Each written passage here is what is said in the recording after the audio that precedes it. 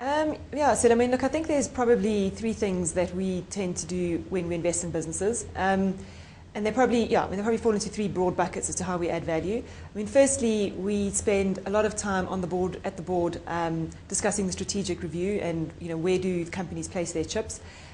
We have the benefit of sitting on portfolio companies and on boards on many different companies, not necessarily just across South Africa, but across the rest of the continent, and then beyond that, beyond our borders into the rest of our markets and emerging markets. To be able to pick up trends and red threads in other parts of our markets and bring that learning into the boardroom tables in South Africa.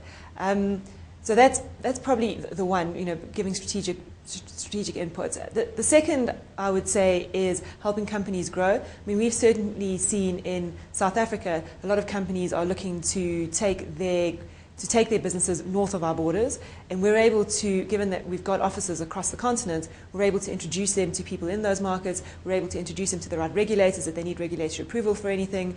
We're able to, if they need partners to invest alongside, we're able to introduce them to those partners. Importantly, tell them who they shouldn't be investing with, because that's just as important.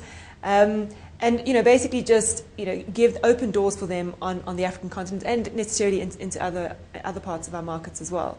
And probably the last one, which is probably one of the most important, is bringing a component of ESG, the conversation of ESG into the boardroom.